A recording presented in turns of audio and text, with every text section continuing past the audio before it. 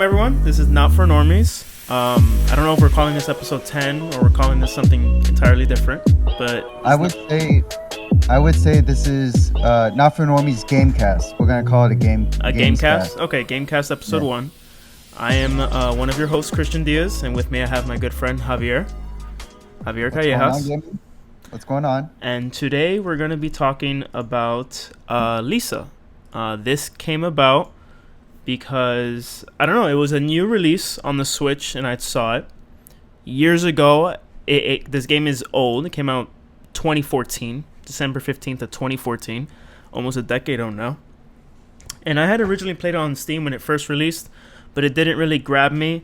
I bought it kind of on a whim and I fell in love with it. I finished the game in like a week. I played one of its prequels now. I am totally invested in the story. I plan to play it again. And I just want to share how much I love this game and how much it's affected me and the experience that it's brought me. And I just want to share it with you guys. So we'll start by watching the launch trailer together. I just pressed play. Just watching the launch trailer just to get a good feel of what this game is about.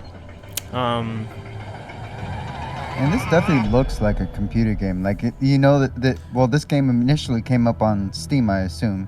Yeah. It definitely looks like a PC game just looking at it. Yeah, I believe it was an early access game on Steam. Yeah, and it just, like...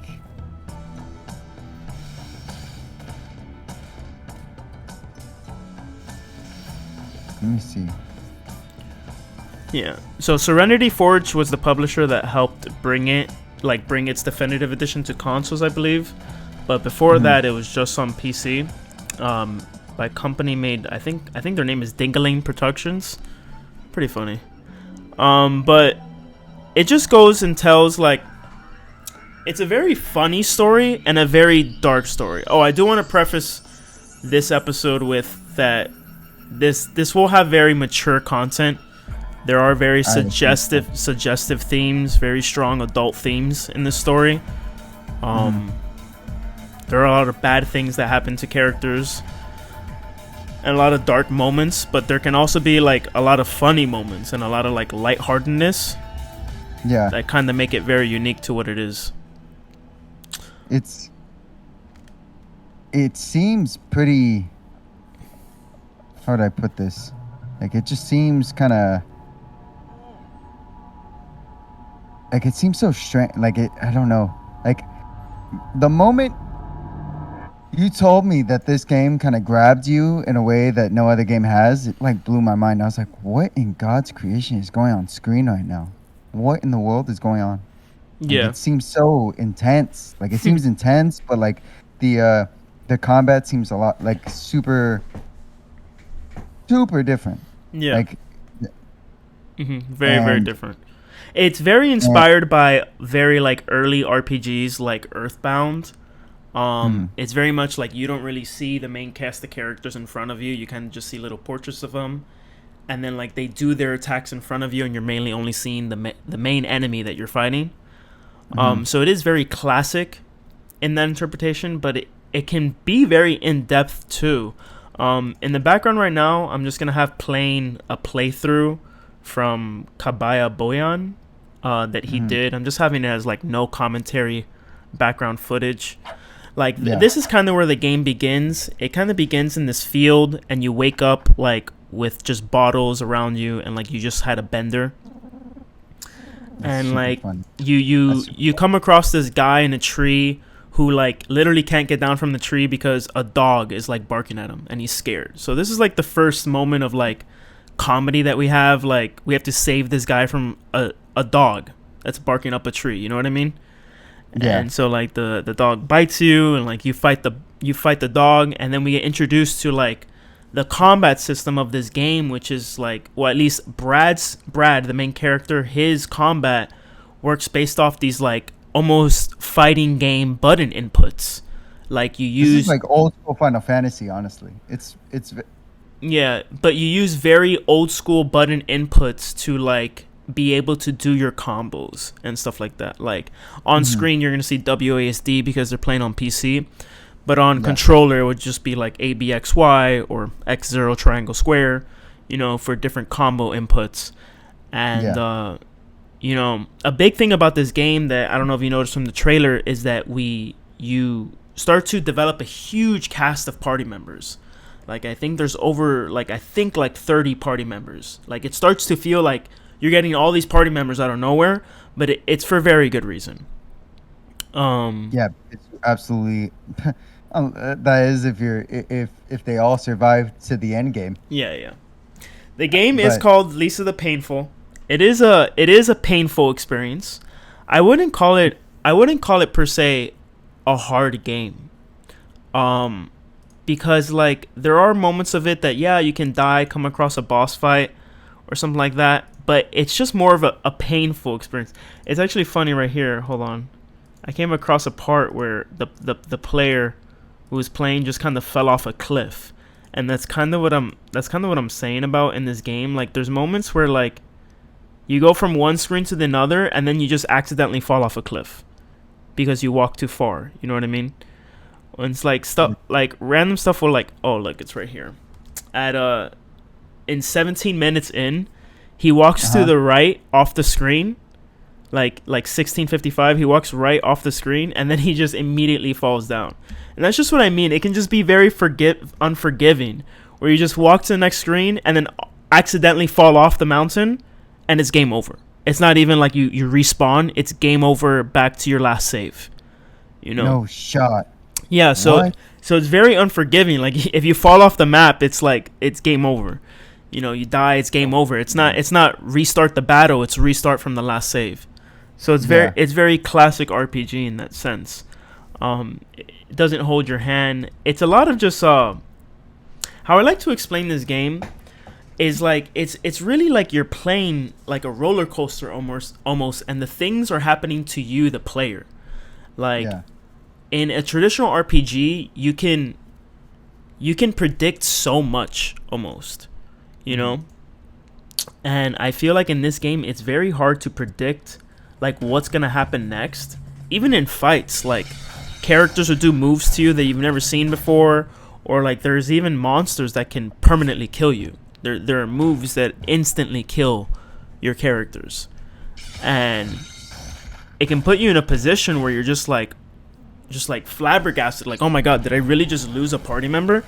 And like you almost feel inclined to just like load your save file again and like save scum just because you don't want to lose a party member, Yeah, it's I'm actually curious to know like what, like, apart from like the random moments where like you're kind of put in a position where your party members die, what kind of other like aspects were really challenging for you? What were the levels difficult? Were the NPCs very difficult? Were the situations that you were thrown into very difficult to overcome? I say there's definitely difficulty in certain moments with bosses. I feel like the first hard thing that, if I try and find like a footage of the area, like the first thing the game kind of throws at you is that you need a bicycle, because you start to realize that you're walking very slow, and like as you start to traverse, like you need to like pick up speed. And I don't know if it's within this playthrough or not. It's not even within this playthrough, it's in the next one, that you come across an area where you find the bicycle hidden behind like a big ass enemy. Like, I don't know if you've seen them in any of the footage so far, but they're called these joy mutants. And it's these people. Well, I'm watching gameplay right now of the characters fighting one, but it's like they're fighting this joy mutant, and whenever they fight one of these joy mutants, it's like a person that's all deformed and their body's bloated and their like arms and legs are like in different directions. These are usually the enemies that can perma kill you as well. Like, these are enemies that, these are NPCs, like real people in the world that have become addicted to the world's drug called joy, and it's like kind of overtaken them, and they become malformed by it, or like they become affected by it or something. And it's a piece of the world building to the story as well, like fighting these monsters, but it is very hard. because these Yeah. enemies can permakill you if they use like a specific attack onto you. But they're also just very scary. They're like creepy to look at, and they do these attacks that like make you immobile. They literally make your character scared, or they'll make your character start crying. Yeah. That's another thing that I want to mention that's very cool about the combat in this game is the status effects. Like, there are so many status effects in this game. Let me see if I can actually find... Do they I was gonna ask you if they affect you even after combat. Some do. Like, okay, so I have a list right in front of me. I'll try Okay. to... I'm gonna send it to you right now. Okay, I'll check it out right now. Hold on. Where's...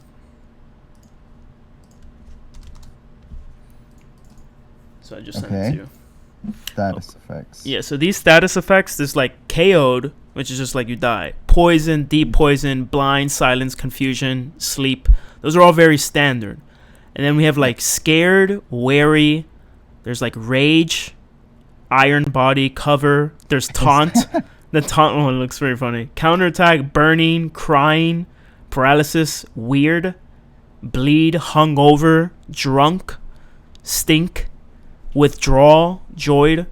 Oh, I was about to say, I was like, what in the world is withdrawal? Yeah, so looking at it, and withdrawal then I is looked at literally withdrawal. what it sounds like. It is drug withdrawal. The main character in this game is addicted to a drug called joy, and it's very much part of the story of the game, and it's a lot of the world building of the game, but it also deals with mechanically the gameplay, because your main character randomly can get withdrawal, and it lasts 20 to 30 turns.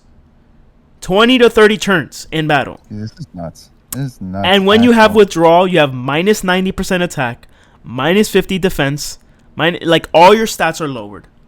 Like everything sucks. The whole thing. Holy crap. And then when you're Not joyed, when you take the drug, you have hit rate plus 80%, critical rate plus 100%, defense plus 200.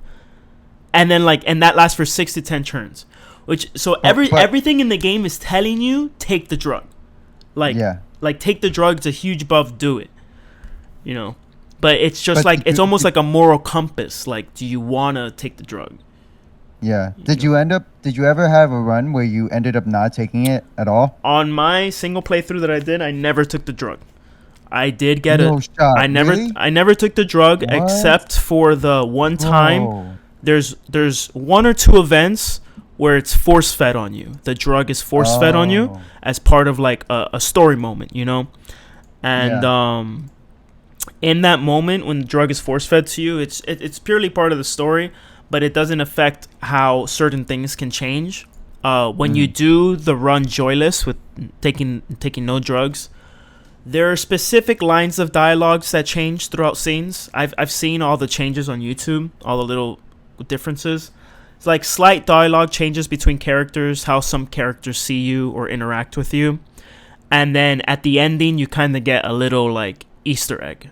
But it's very minor. Honestly, I would say if you're playing this game for the first time and you want it to be a less painful experience, just take the drug. Like, take the drug and don't deal with the withdrawal, because it's like the benefit. Like, you feel a little bit better about yourself because you're not taking the drug in the game. But like, honestly, you'll have so much of an easier time if you just did take the drug. You know. There's another status here that's called empowered. Is that when you take it so often that you empowered? Empowered. I don't even know. Look at the very bottom. It says empowered. I guess that's if you take it as you've already taken it before. Like if you double dose. Yeah, that's kind of what it seems like. I wonder if you get double withdrawal. I wonder if you can have like a double status effect on that. That's kind of nuts. I also noticed that there's a difference between being KO'd and also being dead. That's one thing. Dead is dead.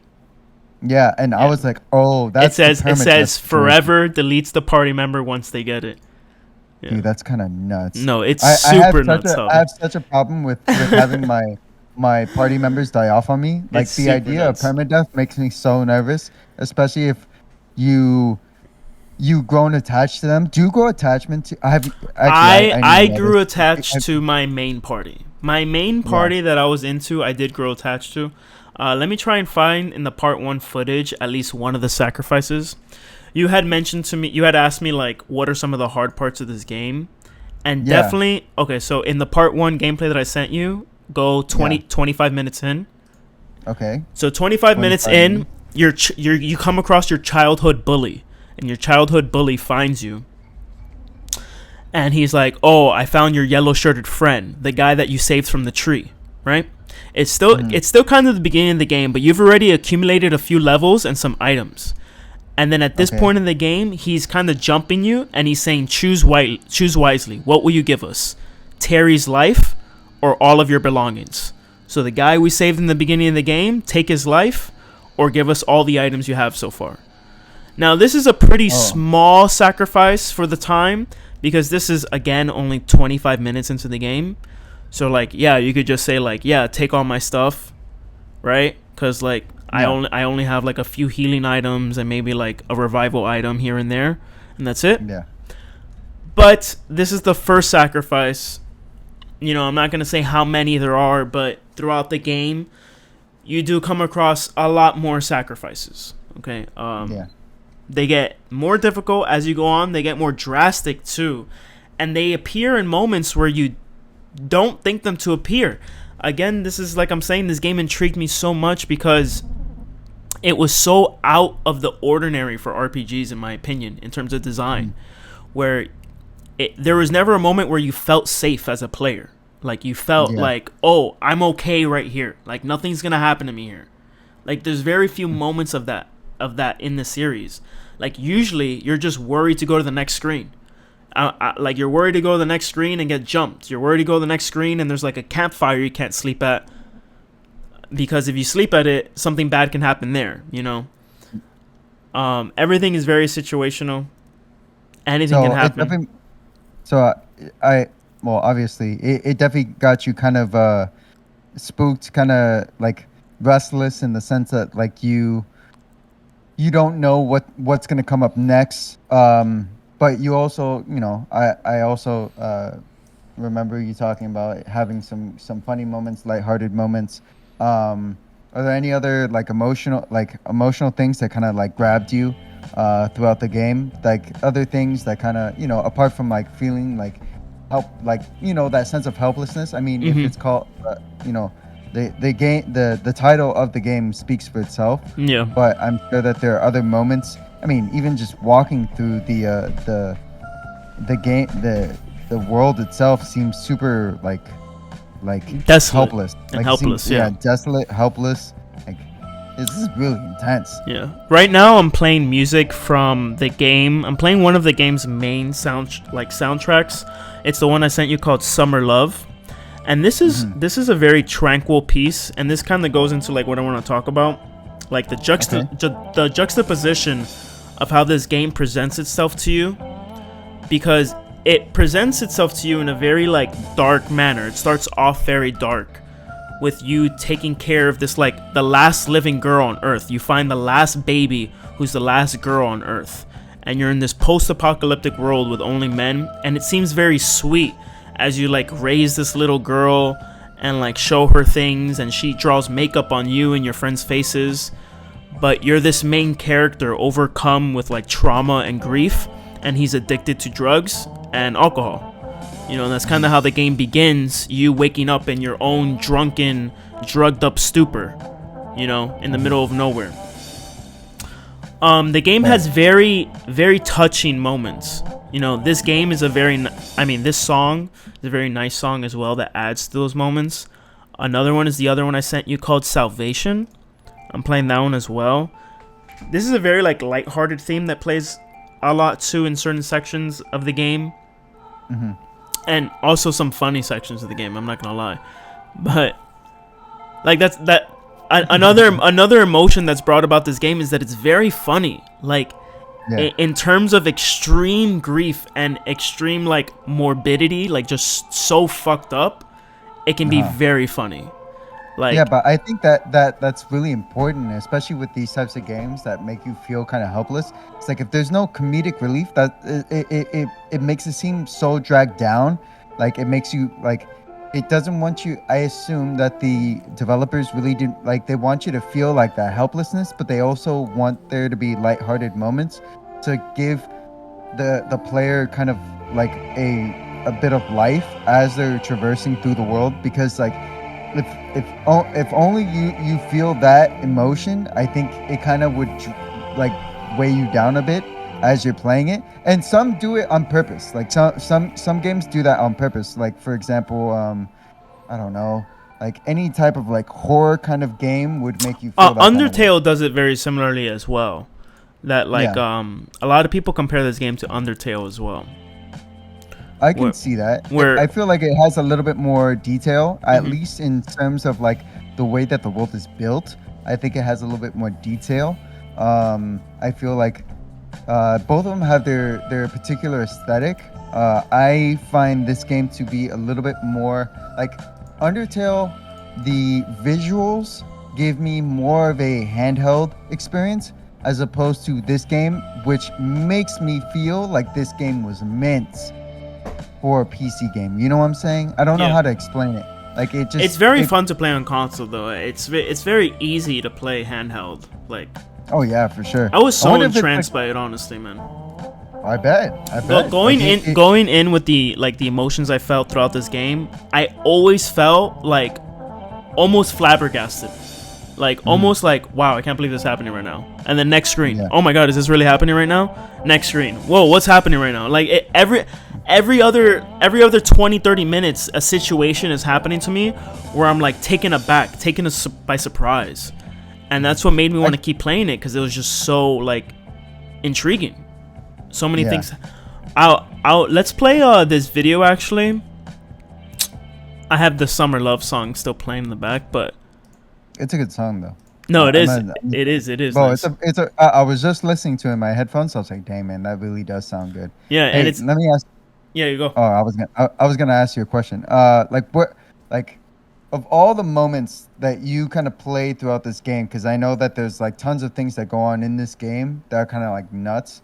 What are like give me 3 standout moments for you that really shook you or like really grabbed you, that like stand in your mind, like as you go throughout your, like, because you know me and you, like for people I don't know, we work together, but like when we're working together, you just stop for a moment and you're like, dang, that shit really happened.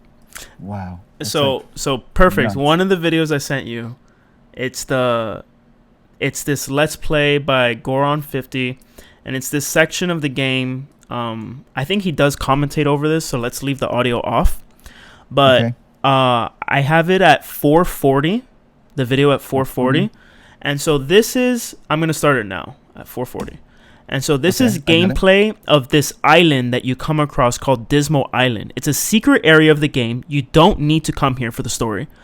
But you find this giant rope coming from the top of this cliff. I don't know if you see it. It's like this black rope. Yeah, I see it. I see it. And so the character's walking around, saves his game. He tries to like that's the boat. He shows like the boat that he got to get there on the island. And then he starts climbing up the rope. And so, like I said, this is an area of the game that you don't have to go to, but there are benefits to coming here. You do kind of get like a really cool weapon. So when watching him go up the rope. Yeah, so okay, well that's not a rope. Yeah, so he gets to the top of the rope, and it's a guy's mustache, right? You literally just climb the guy's mustache. There's a guy just laying at the top. You climbed it all the way to the top, and now there's this guy in this cabin. He's like, "Oh, Jonathan, where have you gone, my sweet boy?" You know, he looks at you. He's just confused. He's like, "Oh, a bald head, flabby body, deep darkness in your soul. You're perfect." You know, you say, "Okay, come with me, you weirdo." And he's like, "Be a sweet boy and jump off this cliff." You jump off the cliff, you take 500 damage, right? You climb all the way back up. And there's like what I was telling you earlier. It's kind of like things just happen in the game around you. You know what I mean? It's just like an experience. You go back in the cabin. He's like, "What do you want?" "Oh, you're that stupid guy that jumped off the cliff." Now he gives you a nice dress. You slip into the dress, and now you're wearing this like weird dress. And he's like, "Oh, it's yeah, like a leotard." Yeah, he's like, "Oh, go show Conrad. Go show the guy outside." He's like, "Go tell him your name is Sexy Boy." So you go to the guy outside, and you go tell the guy, oh, my name is Sexy Boy. So you literally type in Sexy Boy into This is a real thing? This is what I'm What talking. is this? This is what I'm talking about, man. The game is just what so is out this? there. And so you type in your name, Sexy Boy, to this guy. Oh, they don't show it, but the guy just makes a grunt because we're not playing the audio. But when you say your name is Sexy Boy, he just goes and you move away from him, and that's it. So you go back you go back to the cabin, and now he's like, oh, would you like a drink? I broke open a can of spray paint and mixed it with some glue. A suitable drink for a young lady like yourself. It says you drink it and you feel horrible and weird. Now look what happens to you when you go outside.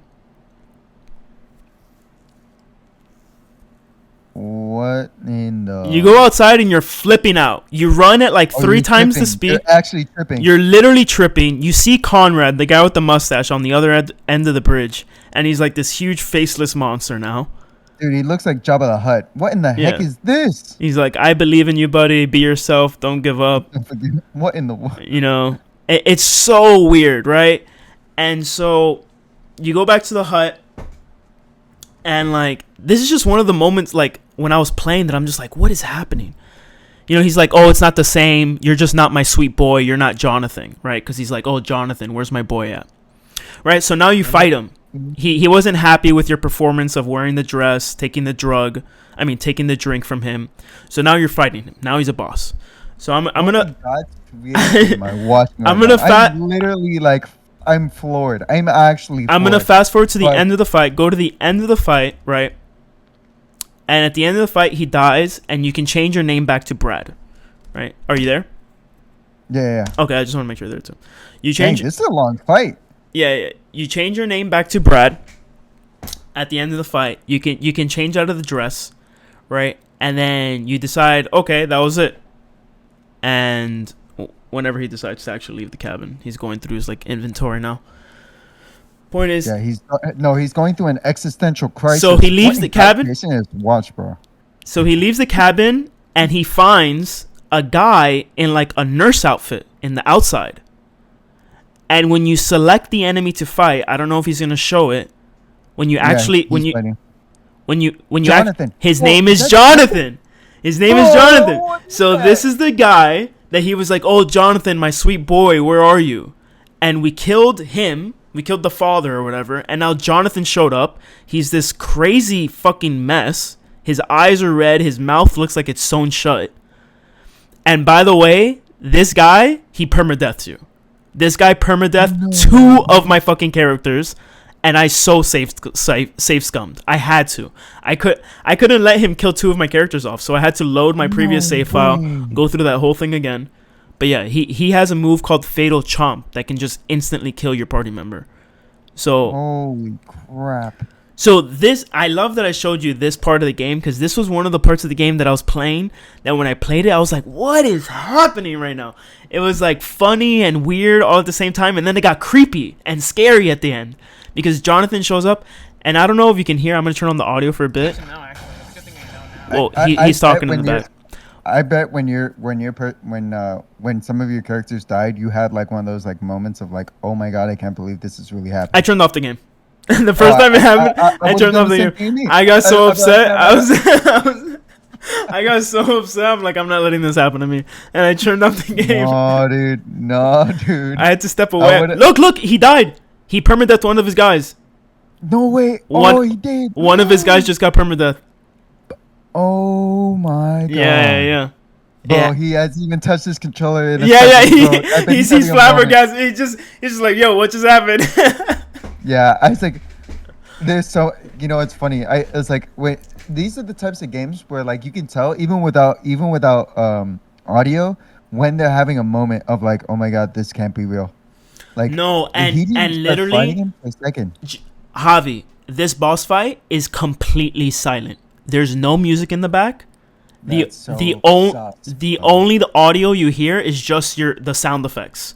No music. And dude, like this game is so good with its music and music direction in terms of like when it decides to play music and when it decides to not play music and just be eerie and silent. Like sometimes the silence does so much more than the music does. You know what I mean? But I think that with indie games and indie developers, when they have less to work with in terms of like visuals, for example, you may not say this is like a a this isn't Final Fantasy 16, for example, but but because of that, you can be so much more creative in every other aspect about this game. Like that's what really intrigues me about this game is the fact that you could do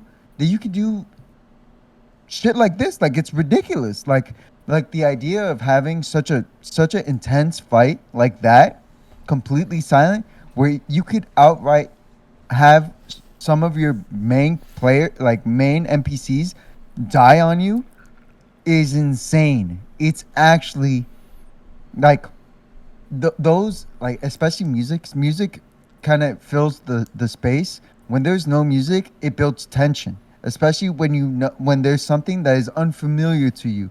So when there's no audio, like it makes it feel more creepy, even more like tense. So when you see one of your party members like almost dying, you're like it gets your heart rate up. I bet, bro. I could only imagine your heart rate like going No, through no, the no. roof. It gets very eerie too. Like there's just so many moments in the game that like the game doesn't say a lot to you. Do you know what I mean? Like it won't tell you a lot, even in storytelling. It's a lot for you to interpret. Oh, what is actually going on here, or Yeah. like what's actually happening here? Like, oh my god. Just to give you an example, I'm just gonna have some of the Summer Love soundtrack playing in the back. But Yeah. just to give you an example, there's a part in the game Mhm. where there's like a construction site, and then like again, this is an area you don't have to go to. You go to the bottom of the construction site, and there's like a secret area. You get there, and you realize that there's these men like postured in a way to that look like they're frozen in time, like praising something. They're like just like Yeah. frozen, praising something. And you keep walking, and you come across this house of Okay. more shirtless men holding up this like woman, Uh right? huh. And well, it's not woman, it's a man that's a transvestite, like dressed as a woman, like a big beefy man dressed as a woman. And Yeah. they're holding up this man, and he's like, "Oh sweet boy, like what brings you to my house? You better not go snooping around or anything like that," right? And you're just like, Yeah. whatever, right? So you just Uh-huh. go into his house, and in his house, bro, it's so creepy. There's no music, there's no furniture. The furniture is the men that he has around frozen in the shape of furniture. Like What? it's the men frozen as a chair. It's the man frozen as a television set. It's like a man Yeah. frozen as a couch. Dude, and then there's like a back room. Again, very suggestive theme here. There's a back room where you go inside, and the music kind of changes like from silent to like almost silent and kind of creepy in the back, and like a weird type of bell. And then and there's just the only thing in that room is one singular shirtless man in the corner with his mouth wide open. Like his mouth is completely open like this, like unhinged Yeah. jaw type thing, and he's just in the corner of the room. And there's like, and yeah, he's like dead, right? Bro. And you can't talk to him or anything. Well, you can't talk to any of the people who are furniture. It's so wacko, man. Like the game, That's wild. and without telling you anything, you can like understand what's happening in the scene. Oh yeah. Oh yeah. But 100%. it's like they don't tell it to 100,000%. you. You know what I mean? And there's No, so but many. that's the best part. That's the best part, dude. Like so many moments in this game are so dark and deep, and you're like, oh my god, I cannot believe I'm playing through this right now. But then it's like you don't want to stop, you know? It's like Yeah. it's just so morbid, so crazy. I wanna show you one of the some of these other songs here, because they're so awesome, honestly. I wanna play for you the Dandy Boy song, the Dandy Yeah. Boy. I'm gonna play this one now. While you're picking it up, I need to know because like we've talked about moments during this game, but like, is there an actual story to this game? Is there like No, is there an no, objective for to sure, this for game? sure, for sure. Hold on, Okay, I need to okay. know. I kind of skirt around the conversation of the story for this game just because it's kind of hard to talk about it. I'll let play right now in the background like the playthrough part 1, like from the beginning. Okay. And basically it starts with you as a kid in this world, and like your friends are being bullied because they stole a ball from like basketball or whatever, and you decide, oh, I stole the ball, so the kids beat you up instead, right? And then like your friends are like, oh, thanks Brad, the main character's name is Brad. And then it kind of goes from there. You walk home all beaten up, right? Because you saved your friend's life. You saved your friends from getting beat up. You walk home super beat up and all this shit. And all the townspeople are like, oh, Brad, they feel sorry for you. Your house is all the way at the edge of town, like behind all the other houses, super torn down. And then when you come in, your dad takes a side glance at you. And he's like, oh, my useless son, once again, beat to shit coming through the front door. Can't stand up for himself. And he throws a beer bottle at your head. No way. That's literally how the game begins. He throws a beer bottle at your head, and he's like, I'm not buying you another shirt. Go to bed, you worthless like piece of shit, or something like that.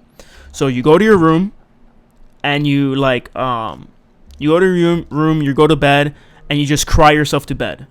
And that's how the game starts. That's the title screen, Lisa. It just plays right there. And then the game begins. It kind of flash forwards like 20 years. And now you're in the post-apocalyptic kind of world. You take some joy, which is the drug. And this is when the baby kind of falls from the sky. You get the baby. You're like, oh, what's this baby doing here? There hasn't been a baby in decades. You take it home. You realize it's a girl. So you and your buddies try and keep this girl safe because it's the last living girl on Earth. For some reason, the story is that there's this event that happened, and it caused all the women and all the children in the world to go away or die. Something happened. But there's no more proper civilization. It's just men now. And so basically you and your buddies try and keep this girl alive by keeping her safe in your house. Then like the game kind of fast forwards, and like you're raising the girl and stuff like that.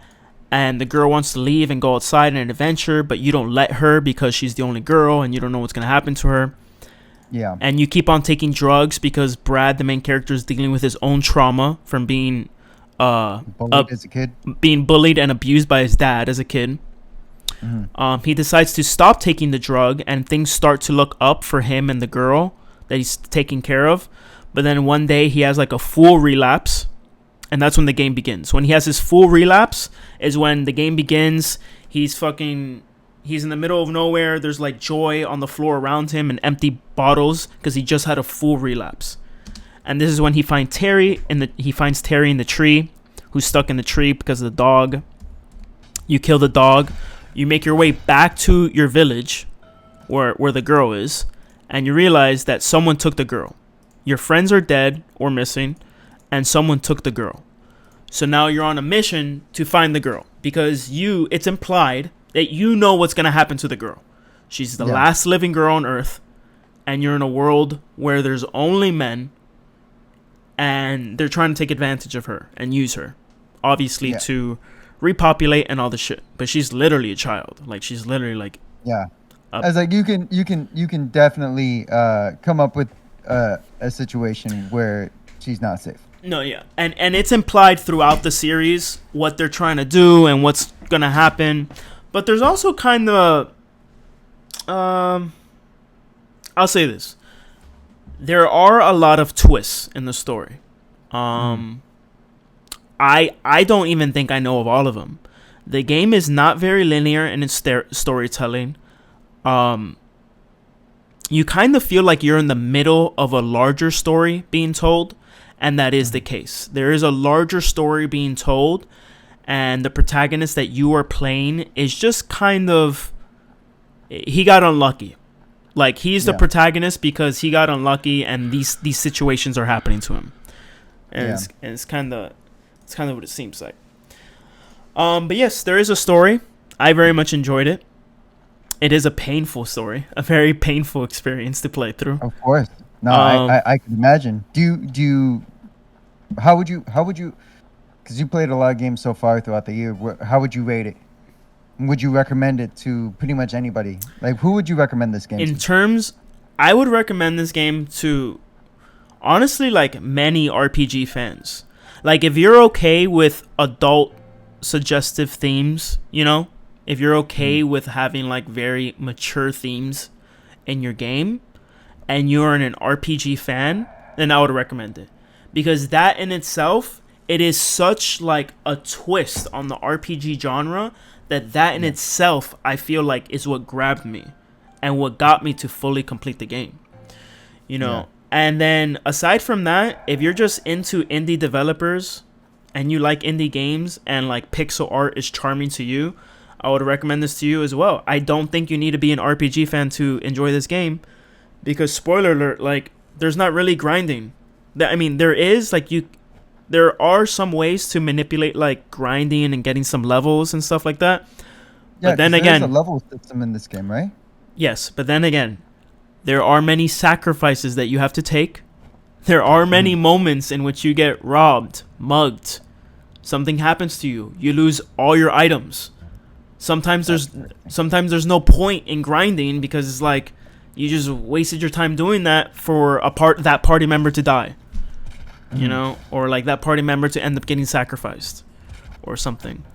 You know, but obviously I'm a huge RPG fan, so I did find ways to grind and level up in the game. There are ways to manipulate obviously the in-game mechanics, and like the creator did put in a way for you to like get to like a higher level and stuff, but there really isn't a need for that. Like, you really are playing this game as an experience. Yeah. Like, this is more of an experience as opposed to like a mainstream kind of game. Like, this feels like an experience. Like, it's very much an experience title. Yeah. I do want to play this Dandy Boy song, because this Dandy Boy song is so lit. It's so like unsettling. No, I'm gonna play this. I'm gonna play from the beginning again. It's a very unsettling song, and it plays with a lot of like weird fights too. So it starts off with this siren that's so off-putting, but then it goes into like such a nice beat. Bro, hear that 808, bro? Listen to this guy's bass on this. No, bro, the beat is hard. Like, it's like, go into your car, listen to this podcast with this song. What is that bass? That's nuts. I bet it's like, nice. Dude, if someone raps, please like come up with some vocals for this. This is nuts. Yeah. So this is a song that plays in like boss fights, like a boss fight, like a weird boss fight will happen, and then this song starts playing, and it's like, what is going on right now? Like, it really puts you in this mood of like, what is this chaotic mess that's happening? You know, like, because that's really what it feels like. It just feels like a chaotic mess. And like, hold on, what's this other one? This other one I love. This is my favorite song in the whole game. The one that I said, Work Harder. And it has like two buff men in the front. How do I show you that one? It's like 1:45. What am I listening to, dog? Yeah, so it just has like these dudes just grunting in the back. And listen, this music literally plays in a gym in the game. Like, it literally plays in a gym. Good lord. But it's like honestly a badass beat. Bro, this is wild, dude. Like, I'm gonna have to throw down money for this game. What in the world? No, it goes crazy, man. No, I'm listening to it. No, I know. Well, at least for myself, I'm sold on this game. Like, I'm sold. I don't know if I'm sold on the idea that I'm going to feel like this game's gonna put me through an emotional roller coaster of a ride. No, playing this game. You really have to experience it yourself. You really do. It's like watching a walkthrough or a gameplay of it. It's not the same as really playing it, because when you play it and see the scenes happen in front of you, and then you have to make these decisions and these sacrifices, and the music is playing, and it's just such a mess. It's such a roller coaster, honestly. And there's so little downtime. There's so little downtime where things aren't happening, you know, which is so opposite of a JRPG or most RPGs, where you feel like you have all this time to yourself to collect yourself. Mm-hmm. It doesn't feel like this here. It just doesn't feel like that, you know. Um, but yeah, Well, I don't know how much else I can talk about this game. I was just about to say, it's like in closing, do you have anything that you want to say about this game? Do you want to recommend like, well, you already recommended to a couple to the people, at least for people that are RPG Yeah, yeah. fans, like people that really love this genre. I say go for it. I'm gonna be picking up this game as well. This game looks and feels super unique and different. I think this game is going to be a sleeper hit for a good majority of all of us who play these types of games, because it's not like a mainstream game. This is not like It's your definitely run not. of the This run is of a the hidden gem. mill This is for RPG. sure a Yeah, hidden this gem. guaranteed. People are gonna go look back on this game throughout this year and be like, "What in God's creation did I give this a 9 what out of was 10 this easy. game?" 9 out of 10 Oh yeah, easy. Yeah. damn, easy 9 out of 10. Easy Yeah. 9 out of 10. No, I really My do. God. It was no. Listen, it's not very often. I'm a huge video game fan, a huge RPG fan, and it's not every day that a game grabs me so well that I want to like beat it as fast as I can. Like I wanted to beat this game and I wanted to see the ending because it was that intriguing to me. I do want to say before we go that the definitive edition of this game comes with a companion game called Lisa the Joyful. That is I am now learning about this stuff because I'm now invested in the series. But Lisa the Joyful is a companion game that is seen as a prequel to Lisa the Painful. It does continue the story. I have yet to play it, so I can't say my 2 cents on it yet. But I am gonna play it. But there is also a third title that came out way before Lisa the Painful called Lisa the First, which started this whole mess of games. That game is absolutely free. It's on it's on RPG Maker, which is like has a free client, and you can freely download Lisa the First. And it's not so much as a game as it is like kind of like an adventure experience. Again, it starts this whole process of like stuff happening to you rather than you playing the game. And Lisa the First plays more like you're just it follows actually Lisa. Spoiler alert. Yeah, I mean, I assume so. Lisa the Painful. You really don't see Lisa that much in this game. It can be a very cryptic story, but that is exactly why I'm so invested in it now, because it was so cryptic in its storytelling and because its world building was so creative, that I have now gone back and played Lisa the First. I finished Lisa the Painful, and now I want to play Lisa the Joyful, and I'm very excited to see where the story takes place and what other twists and turns I have ahead of me. Oh yeah, for sure. Well, for anybody who's interested in buying Lisa the Painful or Lisa the Joyful, Lisa the Painful is the definitive edition on Nintendo Switch is $19.99. For Lisa the Joyful, the definitive edition is going to be $9.99. So like in total it would be $30. But if you get the definitive edition, it's gonna have there's a double pack edition where it's $25 and you get Lisa the Painful and Lisa the Joyful. I say for anybody who's interested in this game, I say pick this game up because this game looks and feels incredible. Just listening to it from Chris's perspective I mean, I'm kind of sold on it. You're talking about a 9 out of 10 game for this. Like, it's outrageous. Like, that's nuts. Like, what? Nah, it's just because it really did pull me in. It really did grab me. Well, guys, this has been the Not for Normies podcast, or the Not for Normies Gamecast. Thank you for listening to me. Thank you for listening to me rant. I know I can kind of go kind of crazy with how passionate I am about the game, and I can go off riff with it, but that's because I really do want to tell you guys that it was an enjoyable experience, you know? Yeah. And we'll be doing more of these, in the future. We're going to be doing a lot more games casts in the future. We're going to be let us know actually in the comments below, if you're on YouTube, what game you would like us to play. I'll probably be going up next in terms of my games cast, so I'll be playing something in the works at least this upcoming week to give you guys something for next week So Yeah. let me know down in the comments what you want to see. For people who are on Spotify, thank you for listening to us. Thank you for listening. Thank you, Chris, for giving us your insight on the game, because without you, we wouldn't have any idea about this game. Because honestly, you were the one that brought it to my attention when we first talked about it.